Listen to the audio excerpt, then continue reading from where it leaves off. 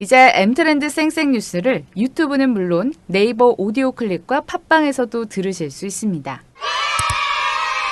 생생한 모빌리티 소식을 전하는 M트렌드 쌩쌩 뉴스입니다. 현대모비스가 내년 1월 5일부터 8일까지 미국 라스베이거스에서 열리는 CS2022에서 제자리 회전이 가능한 도심공유형 모빌리티 콘셉트카 2종을 공개한다고 밝혔습니다.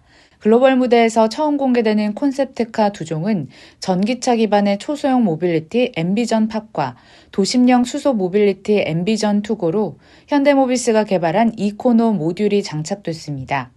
이코너 모듈은 자동차의 조향, 제동, 현가, 구동 등 4개 시스템을 바퀴 하나에 접목한 장치로 4바퀴가 90도로 꺾여 좌우 이동이나 평행 주차가 가능합니다. 또 스마트폰 내비게이션 화면을 그대로 차량 디스플레이에 연동시켜 활용하거나 음성 인식 기능을 사용할 수 있습니다. 한편 현대모비스는 2023년까지 이코너 모듈 4개를 통합 제어할 수 있는 패키지 형태 스케이트보드형 모듈을 개발하고 2025년까지 자율주행 제어 기술과 접목할 계획입니다. 정부는 지난 12월 27일 홍남기 부총리 겸 기획재정부 장관 주재로 열린 대외경제안보전략회의에서 차량용 반도체 부족 문제가 내년 하반기에 해소될 것으로 전망했습니다.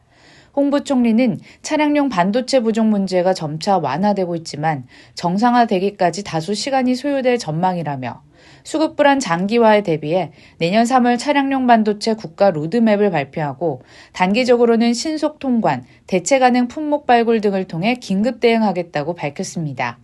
이 밖에도 글로벌 공급망 리스크에 대비해 수급을 집중적으로 관리할 200개의 경제안보 핵심 품목과 마그네슘 금속 등 20개 우선관리 품목의 수급 안정화 방안도 확정했습니다.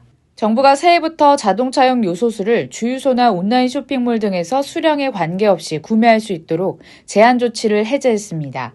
기획재정부는 지난 12월 28일 정부 서울청사에서 제38차 요소수 수급 관련 범부처 합동대응회의를 열고 이같이 결정했습니다. 다만 국제적인 수급 불안 요인 등이 남은 점을 고려해 긴급 수급 조정 조치는 내년 1월 31일까지 한 달 동안 연장하기로 했으며 요소 원재료 수급의 경우 중국과 계약한 물량 18,700톤의 국내 반입도 차질 없이 추진할 계획입니다. 정의선 현대차그룹 회장은 지난 12월 27일 청와대에서 열린 청년희망혼 참여기업 대표 초청 오찬 간담회에서 외국 전기차와 경쟁해야 한다고 밝혔습니다. 문 대통령은 정 회장에게 현대차의 전기차가 유럽에서 올해의 차로 다수 수상한 것을 축하한다면서 차량용 반도체에서 삼성과 현대차가 긴밀하게 협력하면 좋겠다고 말했고, 이에 정 회장은 국민들이 전기차를 많이 구매해줘 감사하다며 유럽과 미국에서도 크게 판매량이 늘었다고 강조했습니다. 쌍용차 인수를 추진 중인 에디슨 모터스가 쌍용차 평택 공장을 시 외곽으로 이전하고 그 부지에 아파트를 짓는 방안을 추진하겠다고 밝혔습니다. 해당 부지를 담보대출용으로 쓰지 않고 평택시와 함께 아파트 단지 등으로 공동 개발해 자금 유동성을 확보하겠다는 구상입니다. 쌍용차 평택 공장은 면적이 약 85만 제곱미터로 현재 가치는 9천억 원에 달하는 것으로 추정되는데 주거지역으로 용도가 변경되면 그 가치는 1조 5천억 원이 넘을 것으로 예상되고 있습니다.